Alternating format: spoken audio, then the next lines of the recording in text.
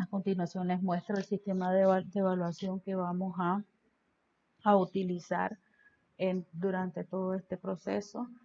Ustedes pueden ver acá cuáles son la fecha y los tipos de controles que vamos a realizar hasta concluir con el examen parcial el día 18 de agosto. El tema de hoy es sobre vamos a hacer el concepto de homeostasis, vamos a hablar sobre las funciones corporales que son reguladas por los mecanismos de homeostáticos, y las glándulas del sistema y sistemas que mantienen este medio, que mantienen la homeostasis. Antes de hablar un poco acerca de la homeostasis, quiero que ustedes recuerden, me gustaría que ustedes recuerden que existe un medio interno, existe un medio exterior en el cual está situado el organismo, que es todo lo que nos rodea como ambiente, y un medio interior en el cual viven los elementos celulares, tejidos, etc. Los organismos tienen un medio interno, el líquido que los rodea y baña todos esos elementos tisulares. Generalmente el medio interno no varía. El cuerpo humano es un organismo cerrado entre sí mismo y los cambios de las condiciones externas generalmente no lo alcanzan. La estabilidad del medio interno es una condición para la vida libre e independiente. Esto lo mencionó Bernard en uno de sus aportes. Entonces, todos los mecanismos vitales tienen un solo objetivo, que es preservar las constantes de las condiciones de vida del medio interno. Y es aquí de donde se deriva la palabra homeostasis, del griego homois, similar, y stemi, permanecer quieto. Se refiere al proceso de mantener un ambiente interno estable. En otras palabras, homeostasis se refiere al mantenimiento del equilibrio fisiológico y el funcionamiento normal del organismo. Este término fue acuñado por Walter Cannon en 1926, para referirse a la capacidad del cuerpo para regular la composición y volumen de la sangre. Por lo tanto, todos los fluidos que vayan a las células del organismo, el líquido extracelular. Entonces, acá tenemos que también refirieron o establecieron un término que estasis, que se debe entender como una condición y no como un estado, que es una condición similar, también definida como una relativa constancia del medio interno. Acá existen dos principales sistemas encargados de mantener la homeostasis, el sistema nervioso y el sistema endocrino, conjuntos que van a realizar un proceso que van a prevenir esas fluctuaciones en la fisiología de un organismo. Es decir, van a mantener las constantes de las propiedades del medio interno. En este caso, la importancia del sistema nervioso y el endocrino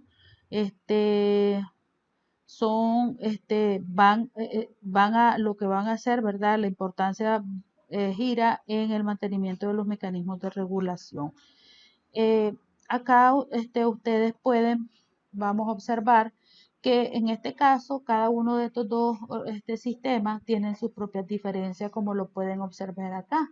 Cada uno tiene diferentes mecanismos de transmisión, uno es químico, el otro es eléctrico, si estamos hablando del sistema nervioso, y químico del sistema endocrino.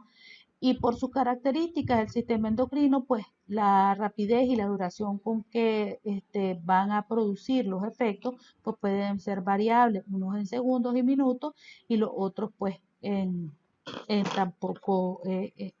pocos segundos o en días o más tiempo. Acá tenemos tres mecanismos de control que se utilizan para poder realizar o controlar lo que es la homeostasis. Primero el receptor, que es un sensor que responde a un estímulo, o sea, hay un mensaje del medio externo y se recibe ese estímulo. También puede ser del medio interno, ¿no? Pero lo importante es que exista un receptor que pueda responder a ese estímulo. Después está el centro de control, que lo que va a determinar el punto de partida, va a analizar la entrada y va a determinar una respuesta apropiada. Cuando hablamos de que determina y analiza la entrada, lo que estamos hablando es que determina cuáles son los parámetros que están establecidos para ese tipo de variable o ese estímulo, y lo va a tratar de dar quién es el encargado de dar esa respuesta. Y el efector, que provee un medio para la respuesta del control. Acá o va a acentuar el efecto o lo va a disminuir el efecto, de manera que pueda ser resuelto o llegar a los niveles normales el factor que está siendo alterado. Hay un término que ustedes deben de reconocer, y eso es el control antagónico, cuando se conoce que un factor puede cambiar su estado homeostático en una dirección, y puede buscar otros factores o factores que puedan tener esos efectos opuestos. Siempre, por ejemplo, si volvemos a la temperatura, entonces cuando la temperatura aumenta, pues hay un centro regulador que determina, que tiene los parámetros ya establecidos, y ellos van a establecer si la temperatura corporal o normal es de 36 grados centígrados, si está por debajo, pues le va a aumentar eso en el centro de control. La respuesta va a ser aumentar la temperatura, y si está disminuida, pues aumentar la temperatura por diferentes mecanismos. Las principales funciones son en el sistema nervioso, reacciona con más rapidez a los estímulos y realiza cambios en un periodo de segundos o minutos. Así intervienen en el mantenimiento inmediato y a corto plazo de la homeostasis, debido a su rápido inicio de acción. El sistema nervioso se encarga del control de procesos corporales rápidos, como la respiración y el movimiento, a diferencia del sistema endocrino, que a menudo es responsable de la regulación de procesos más largos. Y pues obviamente, con estas señales son lo que él generalmente se establecen señales químicas que pueden tener diferentes efectos en los diferentes tejidos corporales. Entonces, los agentes homeostáticos antagonistas en una región del cuerpo pueden ser agonistas y cooperativos en otras regiones, como en el caso del sistema endocrino. Entonces, la homeostasis trata de mantener el equilibrio y el ambiente interno del organismo, hablando de la temperatura, de los líquidos corporales, etc. También el almacenamiento y utilización de sustratos energéticos como carbohidratos, proteínas y grasas. En este caso, el aporte, este almacenamiento de los sustratos energéticos tiene que ver con la regulación también del aporte de alimentario. O sea, definitivamente se tiene que establecer cuál es la cantidad de carbohidratos que el cuerpo necesita para poder obtener las suficientes energías. Por sí solo los carbohidratos no van a poder proporcionar toda la energía que el cuerpo necesita. Entonces se tienen que hacer un equilibrio, mantener un equilibrio entre estos macronutrientes y los micronutrientes, para poder utilizar esos como sustratos energéticos. También la regulación y el crecimiento y la reproducción. La efectividad de estos mecanismos homeostáticos varía a lo largo de la vida del individuo.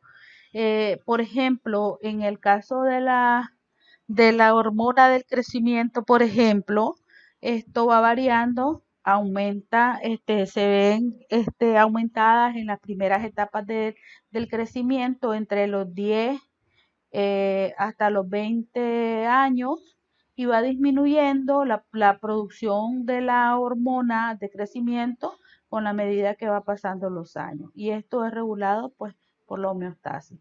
El control de las respuestas al organismo a estos mecanismos externos, como por ejemplo el estrés, ante esto, ya acá estamos hablando de estímulos externos, cómo nosotros valoramos o cómo se determina por ejemplo, cuando hay mucho ruido, cuando hay situaciones que nos ponen en peligro, etcétera. En el caso de los sistemas de regulación, si estos fallaran, todas estas funciones se vieran alteradas, entonces obviamente aquí lo que se va a producir es una enfermedad. En situaciones en las que el cuerpo no puede mantener esos parámetros dentro de los rangos de normalidad, surge un estado de enfermedad o una condición patológica.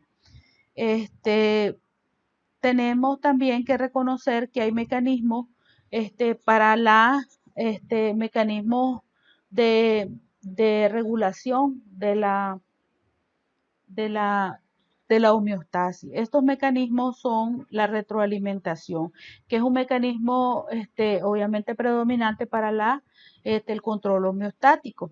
Y acá tenemos que ver, tomar en cuenta algunos elementos como la tolerancia antes de hablar de estos mecanismos. La tolerancia es la capacidad que posee cada organismo de vivir en ciertos intervalos de parámetros ambientales que a veces pueden ser sobrepasadas mediante la adaptación y la evolución. ¿Qué quiere decir esto? Que de repente nosotros nos adaptamos a la cantidad. Por ejemplo, una persona con anemia, esto de la tolerancia. La paciente con anemia tiene una disminución de los glóbulos rojos, de los eritrocitos en los glóbulos en la sangre. Entonces, ¿qué significa? Que los eritrocitos tienen su molécula de la hemoglobina, que es la encargada de transportar principalmente la molécula de oxígeno. Si estas se ven disminuidas, obviamente, ella puede pasar por muchos años con esa anemia y no tener ninguna manifestación. Pero a largo plazo, pues ella se adapta a esas condiciones, a vivir así, y entonces no presenta ninguna alteración porque ella se adapta, se tolera a esos niveles bajos de hemoglobina. Entonces, volviendo a esto como una previa a lo que son los mecanismos de regulación, que son lo fisiológico. Entonces, ¿de qué se trata la retroalimentación negativa? Mantener las funciones fisiológicas dentro de los rangos relativamente estrechos, o sea, que no se vean ni muy alterados, sino dentro de los parámetros aceptables. Acá la retroalimentación negativa lo que requiere es control de eventos que requieren un ajuste continuo. O sea que ella va a tener, es como un regulador, como un reloj que va a mantener ese ajuste continuo va a poder detectar esas pequeñas fluctuaciones internas dentro de él, dentro dentro del medio del ambiente interno, pero tiene que enfrentarse a lo que es al medio externo. Entonces, acá se van a establecer, entonces, ¿qué es realmente lo que nosotros hablamos como la retroalimentación negativa? La retroalimentación negativa no es más que, perdón, la retroalimentación negativa lo que se da es una respuesta al cambio, ¿verdad? Y esto lo que va a hacer es oponerse al resultado el que se encuentra en ese momento para volverlo al estado original. Entonces, por ejemplo, en este caso, el ejemplo que tengo acá es sobre el estímulo de la temperatura corporal que cae desde por debajo del punto estable, de lo que es normal. Entonces, los sensores de la temperatura en todo el cuerpo, o sea, principalmente en la piel, lo detectan, lo manda hacia el centro de control, que en este caso ustedes pueden ver acá por los colores, ¿verdad? El centro de control, que son los mecanismos de regulación.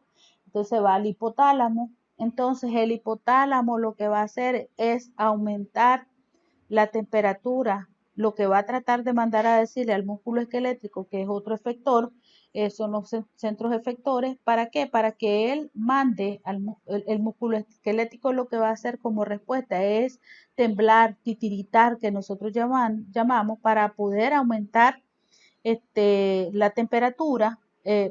Para producir calor, se producen los temblores para poder aumentar la temperatura.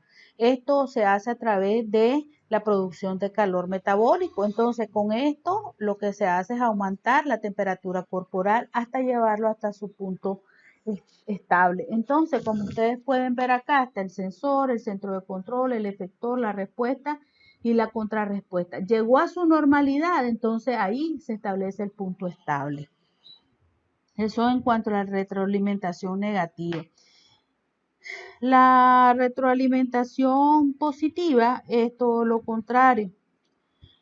Acá controlan, generalmente acá se controlan eventos que son infrecuentes, autoprolongados y explosivos. No controlan esos eventos que requieren ese ajuste continuo. Acá lo que van a hacer es que el cuerpo va a activar esos mecanismos, ¿verdad? Va a detectarlos y va a buscar esos órganos efectores que lo logren llevar hasta sus normalidades. Entonces, acá esto es, generalmente se requiere de un control por el sistema endocrino. Generalmente están mediados por las hormonas, por ejemplo, las hormonas durante el parto. Durante el parto, pues, se aumentan al verse aumentadas la secreción de oxitocina, por ejemplo, también se aumentan la producción de prostaglandinas, y entonces ahí lo que van a hacer con estos dos, lo que va a hacer es tratar de aumentar las contracciones para que pueda expulsarse al bebé, por ejemplo. Entonces aquí tenemos un órgano excretor, se recibe la señal, está en el tejido blando, que en este caso es el útero. Aquí va a aumentar las contracciones uterinas para que, pues, como respuesta en este tejido blanco, pueda darse un aumento de la oxitocina circulante para que aumenten esos receptores en el miometrio y que pueda expulsarse al bebé. Entonces, cuando ya llegó al órgano excretor, al tejido blanco, se va a, obtener el resultado, que es la expulsión del bebé, que en este caso pues es lo que se espera durante el trabajo de parto.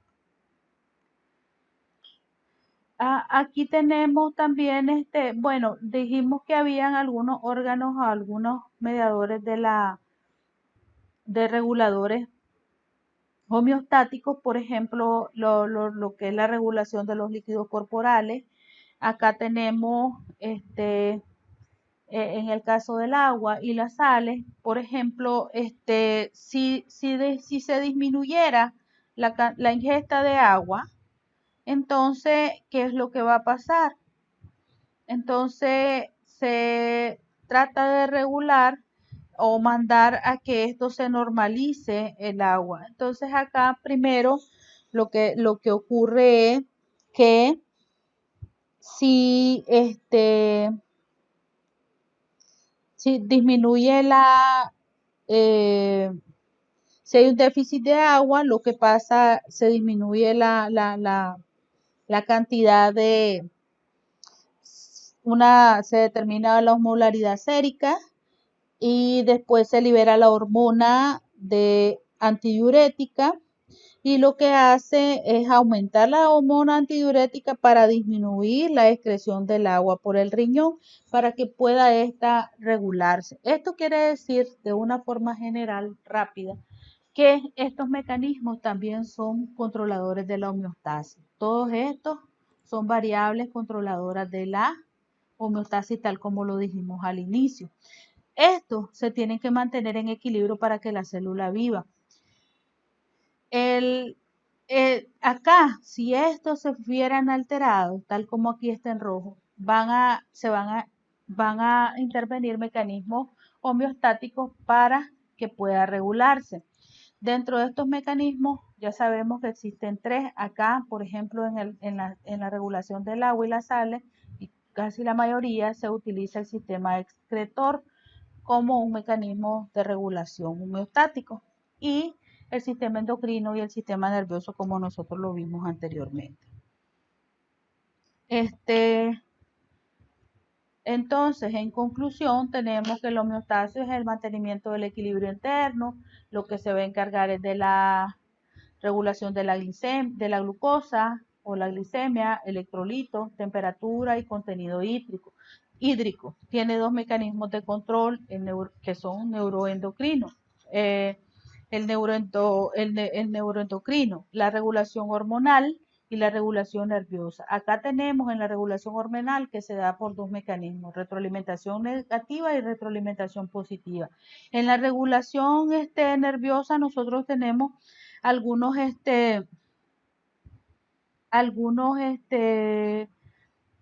mecanismos que se utilizan, algunos neurotransmisores que se utilizan para este proceso. Tenemos acetilcolina, dopamina, que son activados para poder aumentar o disminuir hacer esta regulación. Por ejemplo, acá tenemos a lo que se refiere al sistema simpático y parasimpático, tomando en cuenta los siguientes elementos. Por ejemplo, si estamos ante un inminente peligro, alguna situación de estrés, entonces el sistema simpático va a dilatar la pupila, va a aumentar los latidos del corazón, va a dilatar los bronquios, etcétera, etcétera. Entonces, ¿qué es lo que va a hacer el sistema parasimpático? Va a disminuir el tamaño de la pupila, va a disminuir los latidos del corazón, va a disminuir las respiraciones, o sea que son totalmente antagónicos. Así que